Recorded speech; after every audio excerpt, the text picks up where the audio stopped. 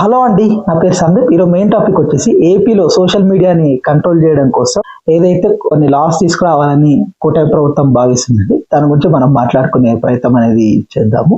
మా channel subscribe చేయండి, subscribe చేసుకొని బెల్ ఐకాన్ని యాక్టివేట్ చేసుకోండి. నేను కొత్త వీడియోస్ పెట్టగానే మీకు నోటిఫికేషన్ అనేది వస్తుంది. టాపిక్ లోకి వెళ్ళిపోతాం. బేసికల్గా మెయిన్ గా సోషల్ మీడియా కూటమి ప్రభుత్వం కొత్త కొత్త లాస్ అనేది తీసుకురావాలని అనుకుంటున్నారండి.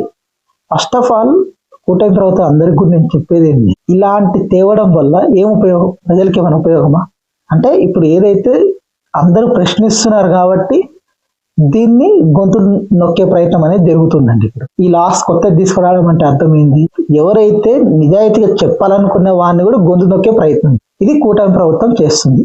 ఈ లాస్ తీసుకొచ్చే ప్రయత్నం అనేది జరుగుతుంది. ఒకసారి ఆలోచించుకోవాలండి. అంటే పవన్ కళ్యాణ్ గారు ప్రకటించారు, అలాగే చంద్రబాబు గారు ప్రకటించారు. ఒకసారి వాళ్ళు ఆలోచించుకోవాలి. దీని వల్ల రేపు అరాచకమే జరుగుతుంది కదండి. ఒకసారి మీరు ఆలోచించుకోండి. ఇప్పుడు కూటమి ప్రభుత్వం ఉంది, ఇంకా 3 ఏళ్ళు ఉంది. ఇప్పుడు కూటమి ప్రభుత్వం తర్వాత ప్రభుత్వం మారినప్పుడు ఇవే లాస్ మీకు ఎంత డేంజరస్ అవుతాయంటే ఒకసారి ఆలోచించుకొని. ఇప్పుడు మీరు పెడుతున్నారు, మీరు వేసిన విత్తనం ఇప్పుడు రేపు వృక్షమై ఇంకా 2 మిమ్మల్ని అటాక్ చేస్తే మీ పరిస్థితులు ఏం చెప్పండి.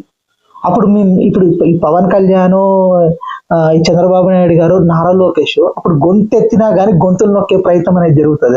అప్పుడు ఎవరి బాధ్యత చేయాలి చెప్పండి. ఇప్పుడు జగన్మోహన్ రెడ్డి గారిని గొంతులు నొక్కే ప్రయత్నం చేస్తున్నారు. అప్పుడు ఎవరి బాధ్యత, అప్పుడు ఎవడు కాపాడతాడు? ఇప్పుడు ఆంధ్రప్రదేశ్ ఎవడు కాపాడతాడు? మీరు ఎంత దుర్మార్గాలు చేస్తున్నాయి కూటమి ప్రభుత్వం, ఎవరు నోరెత్తకూడదా? ఇప్పుడు పవన్ కళ్యాణ్ గారు చెప్తుంటారు కదా, ఇప్పుడు ప్రజాస్వామ్యాన్ని నిలబెట్టాలని ట్రై చేసి, ఇదా ప్రజాస్వామ్యం అంటే ఇది ఎంత దుర్మార్గం అండి. ఒక విషయాన్ని ఒకసారి ఆలోచించుకునే ప్రయత్నం ఎప్పుడైనా జరిగిందా? ఇదే పవన్ కళ్యాణ్ గారు 2017 అప్పుడు తెలుగుదేశం ప్రభుత్వం ఇలాంటి వాళ్ళ వీడియోలో ఒక కవరేజ్ లేదండి, చాలా కవాతులు చేసినారు పవన్ కళ్యాణ్ గారు. అక్కడ ఒక్క కవరేజ్ లేదు. వైసీపీలో కూడా వైసీపీ మీడియాలో కూడా ఆ కవరేజ్ రాలేదు. అప్పుడు సోషల్ మీడియాతో వచ్చిన ఈ వ్యక్తి ఇప్పుడు సోషల్ మీడియాని తొక్కే ప్రయత్నం జరుగుతుంది. ఇంత దుర్మార్గం అనే పరిస్థితి ఈ పవన్ కళ్యాణ్, చంద్రబాబు నాయుడు, నారా లోకేష్ చేస్తారు. ఒకసారి ఆలోచించుకునే ప్రయత్నం జరుగుతుందా జరగట్లేదు నాకు అర్థం కావట్లేదు.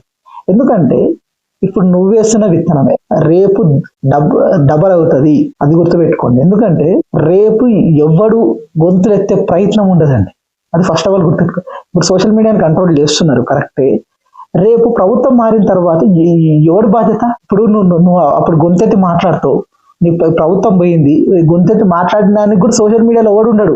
ఈ లాస్ అనేది కూటమికే డేంజర్ బెల్స్. ఎందుకంటే రేపు మీడియాలో చెప్తున్నంత మాత్రాన పట్టించుకోవడం మానేసినారు. ఎందుకంటే మీడియా మాటలకు ఒక క్రెడిబిలిటీ అనేది పోయింది. ఒకసారి ఆలోచించుకోవాల్సిన అవసరం ఉంది. ఎందుకంటే ఆ క్రెడిబిలిటీ పోయింది కాబట్టి ఇప్పుడు ఆంధ్రజ్యోతియో, ఈనాడో ఇవన్నీ రాసినంత మాత్రం వాళ్ళు ఏమనుకుంటారు, ఇప్పుడు ఒక సెక్షన్ ఆఫ్ మీడియా వాళ్ళేమో వాళ్ళ వర్షన్ రాస్తారు, వీళ్ళ సెక్షన్ ఆఫ్ మీడియా వీళ్ళ వర్షన్ రాస్తారు. అక్కడ ప్రజలు ఆల్రెడీ డివైడ్ అయిపోయినారు. వాళ్ళ సైడ్ కొంతమంది, వీళ్ళ సైడ్ కొంతమంది డివైడ్ అయిపోయినారు. వీళ్ళు ఎన్ని చెప్పినా అదేం మారదు. అది ఒక తటస్థులు అనే వాళ్ళు చేంజ్ అవ్వాలి అంటే ఎట్లా చేంజ్ అవుతారు? ఫస్ట్ ఆఫ్ ఆల్ ఇప్పుడు ఈ మీడియాని వాళ్ళు నమ్మరు, ఆ మీడియాని నమ్మరు. వాళ్ళు ఏ మీడియాని నమ్ముతారు వాళ్ళు అంటే ఏదైతే సోషల్ మీడియానే నమ్ముతారు వాళ్ళు. అంటే సోషల్ మీడియాలో వాళ్ళకి కరెక్ట్ అనిపించినవి వాళ్ళు చేసే కార్యక్రమం అంటే ఒక డెమోక్రటికల్ వే ఉంటుందండి. ఇప్పుడు ఎవరైనా కానీ తప్పు చెప్పినప్పుడు కింద కామెంట్ చేసే అధికారం అన్నా ఉంటది కదా. ఇప్పుడు నువ్వు కామెంట్ చేస్తారు, కొంతమంది నాకు కూడా ఇష్టం ఉన్నట్టు కామెంట్ చేస్తారు. ఎట్లా మాట్లాడతారంటే వాళ్ళ మాటలు విన్నారు అనుకోండి, ఇంకొకళ్ళు అయితే ఎంత దారుణంగా మాట్లాడతారో అంత దారుణంగా మాట్లాడతారు. అంటే ఎవడు నాకేదో చేస్తున్నట్టే మాట్లాడతాడు. ఒకడు మొన్న కామెంట్ పెట్టాడు సుగాలి ప్రీతి కేసులో. ఏం మాట్లాడాడు తెలుసా అంటే, అతను నేను సుగాలి ప్రీతికి ఇంత అన్యాయం జరుగుతుంది, నువ్వు కూడా చేయరా అంటుండండి. ఎంత ధైర్యం అతనికి! ఫస్ట్ ఆఫ్ ఆల్ ఎంత దుర్మార్గం అండి ఇదా తప్పు జరుగుతున్నప్పుడు ఖండించడం కూడా తప్పు అయిపోయిన స్టేజ్లో ఉన్నప్పుడు మనం. అంటే ఇప్పుడు నెక్స్ట్ ఈ సోషల్ మీడియాకి ఇలాంటి తెచ్చే ప్రయత్నం జరిగితే, ఈ కొత్త అమెండ్మెంట్స్ తెచ్చడం జరిగితే, ఇంకా మనుషులు అనే వాళ్ళకి ఏ వర్షన్ వినడానికి కూడా అవకాశాన్ని ఇచ్చే కార్యక్రమం లేదండి. ఏ వర్షన్ కూడా ఉండదు. ఇంకా ఏ వర్షన్ ఉంటది? ఈనాడు, జ్యోతి, సాక్షి ఈ వర్షన్ ఉంటది. ఒక న్యూట్రల్ వర్షన్ అనేది లేకుండా చేయాలని ఈ కూటమి ప్రభుత్వం దుర్మార్గంగా చేస్తున్నారండి. ఇది దుర్మార్గమైన పని. అంటే ఇది అందరికీ నష్టమే. ఎవరు ప్రభుత్వంలో ఉన్నా వానికి బెనిఫిట్ అవుతుంది, ఎవరైతే ప్రభుత్వం లేడో వాని దొక్కేసే ప్రయత్నం. అది ఎంత దారుణం దొక్కుతారంటే, దుర్మార్గాలు జరుగుతుంటే కూడా ఇప్పుడు సోషల్ మీడియాలో దుర్మార్గాలు జరుగుతుంటే షూట్ చేసి అసలు ఏం జరిగిందనే కార్యక్రమం అనేది జనరల్ గా జరుగుతుంది. ఇప్పుడు ఇలాంటి ఆంక్షలు పెట్టడం వల్ల, సోషల్ మీడియా ఆంక్షలు పెట్టడం వల్ల రేపు ఇంత దుర్మార్గాలు జరుగుతున్నా కానీ ఎవరు కూడా చేయడానికి వీలు లేదు కదా. ఒకసారి ఆలోచించుకోవాల్సిన అవసరం ఉంది కూటమి ప్రభుత్వం ఇది. ఎందుకంటే ఎంత డేంజరో వీళ్ళకి అర్థం కావట్లేదు. ఇలాంటి మొక్కి ఎవరైతే తెలుగుదేశం పార్టీ ఒకప్పుడు 1996 ఆ టైంలో డబ్బులు పంచడం స్టార్ట్ అయ్యడం వల్ల ఆ దరిద్రమైన సంస్కృతి ఇప్పుడు దాకా కూడా కంటిన్యూ అవుతుంది. ఇంకా పెరిగింది. ఇంకా డబ్బులు పంచే కార్యక్రమం ఎప్పుడు చంద్రబాబు గారు చెప్తుంటారుగా, మేము కొత్త వాళ్ళని తీసుకొస్తాం. ఎవడైతే ధనవంతుని ఆ డబ్బులు సంపాదించుకోవాలనుకున్న వాళ్ళని, కార్పొరేట్ సెక్టర్ ఉన్న వాళ్ళందరినీ తీసుకొచ్చి నాశనం చేసిపోయినారు. చెప్పుకుంటే బాధపడాల్సి వస్తున్న పరిస్థితి.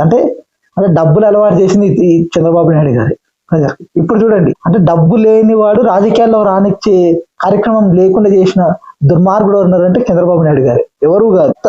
మళ్ళీ ఇంకా నేను అది చేసినా, నేను ఇది చేసినా అని చెప్పుకుంటాను. అంటే ఒకసారి ఆలోచించుకునే ప్రయత్నం అనేది ఎక్కడైనా జరుగుతుందా అండి? ఒక విషయం ఒకసారి ఆలోచించుకోండి. అంటే అలాంటి దుర్మార్గమైన పనులు చేసినప్పుడు తర్వాత ఇది కూడా ఇంకా చరిత్రలో ఏడిపోతాం మనం కూడా ఇప్పుడు చైనా లాగా అయిపోవాల్సి వస్తుంది. అంటే చైనాలో వాడు చెప్పిందే రాజ్యం, మిగతా వాడు ఎవడు కూడా మాట్లాడడానికి అవకాశం లేదు. ఎవడైనా మాట్లాడితే కూడా తొక్కేస్తాడు. అలాంటి స్థితికి దిగదారుస్తున్నాడు ఈ కూటమి ప్రభుత్వం. సరే, వాళ్ళు ఆలోచించుకోవాల్సిన అవసరం అనేది ఉందని నా అభిప్రాయం. అంటే ఇదేంటి నా ఇన్ఫర్మేషన్ కానీ మీకు నచ్చినట్టయితే చాలా సబ్స్క్రైబ్ చేయండి. సబ్స్క్రైబ్ చేసుకొని బెల్ ఐకాన్ని యాక్టివేట్ చేసుకోండి. కొత్త వీడియోస్ పెట్టగానే మీకు నోటిఫికేషన్ అనేది వస్తుంది.